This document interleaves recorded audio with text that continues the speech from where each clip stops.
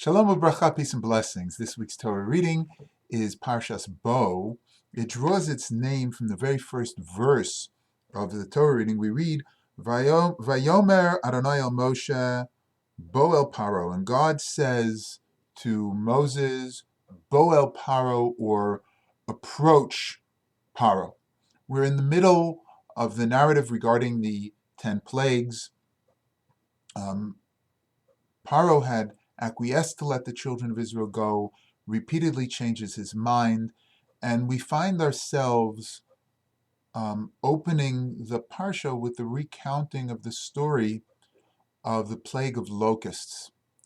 Again, Paro relents, changes his mind. The plague of darkness comes upon the land of Egypt, and ultimately the death of the firstborn. This plague is so devastating that Paro finally acquiesces to let the children of Israel go. The first mitzvah, the first commandment that's given to the newly freed people is the commandment of establishing a calendar. And this is essential because many of our rituals are based on the calendar, our holidays and seasons and so on and so forth. The next mitzvah that's given is the mitzvah of the Paschal lamb. Again, this is significant at that period of time because the lamb was divine in Egypt, and sacrificing an Egyptian god in a Jewish ritual was a statement of absolute defiance of their former Egyptian masters. The children of Israel are commanded to consecrate the firstborn to God as a matter of hakaras hatov, of recognizing the good that was extended to them by their being spared from the plague of the firstborn. We are then told about the mitzvah to remove leaven products from our homes on Pesach, and the reason for this that's given is we recall that the children of Israel did not have time to bake their bread, and the matzah that we eat today on Pesach, the unleavened bread that we eat on Pesach, is a reminder of that time. When we read about Makas Choshech, the plague of darkness, there is some interesting points that can be made. We read, Vayomer Adonai el Moshe, and God said to Moses, Netei yodcha al hashamayim, extend your hand to the heavens, Vayihi choshech al eretz Mitzrayim, and there will be darkness on the land of Egypt, Vayomesh choshech, and the darkness can be felt, it was palpable. Vayet Moshe es yodo, and Moshe extended his hand, al hashamayim, to the heavens. Vayihi choshech atfela, and there was a thick darkness, b'chol eretz Mitzrayim, in the entire land of Egypt, shloshes yamim, for 3 days. Lo ra'u ish es achiv, a person could not see their brother. V'lo kamu ish mitachtov, and a person could not move from their place, shloshes yamim, 3 days. Ulechol b'nei Yisrael haya or b'moshvosam, and to the entire children of Israel there was light in their homes. Now, it's hard for us to imagine a darkness that one can feel. We generally perceive darkness as being the absence of light, and what we are feeling is the absence of light. When talking about Ma'aseh Bereshis, when talking about the act of creation, the Talmud tells us that God created light and assigned to it the mitzvot, the commandments of the daytime.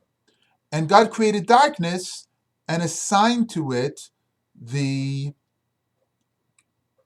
mitzvot, the commandments of the evening. So the Netziv, Rev Naftali Tzvi Berliner, says that this is a proof text of darkness being a creation, because it specifically tells us that God created darkness. The Vilna Gaon, on the other hand, argues that darkness is in fact simply the absence of light and is not a creation in and of itself. And if we got blackout shades, we can create darkness by removing or blocking light. So it appears that our science experiment of blocking light would be proof to the Vilna Gaon's argument that choshech, darkness, was not a creation. I believe there is a way to reconcile the two views as to whether or not darkness was a creation or darkness is simply the absence of light by stating that there are two types of darkness. There is a darkness that is the absence of light, and there is a darkness which is clinically diagnosed as the darkness of depression. So if we look into the verse, we get an understanding of what this palpable darkness is. If we perceive makas choshech, the plague of darkness, as being a psychological darkness, we understand how it's palpable. Lo ra'u ish es ochiv. Person could not see their brother. The reality is that when someone experiences the darkness of clinical depression, they're not able to relate to others. They're not able to relate to even their own family. And the ramifications of that darkness affect their entire family. V'lo kamu ish mitachtov, person cannot move from their place. Depression is a self-perpetuating illness. The illness creates a myopic vision that does not allow us to seek out the help that we might need in order to bring light to illuminate this darkness. And then we read, Ulechol b'nei Yisrael haya'or b'moshvosam, and to the entire children of Israel there was light in their dwellings. The light that they experienced in their dwellings may not necessarily have been the light of day. It may have been the light of their perspective.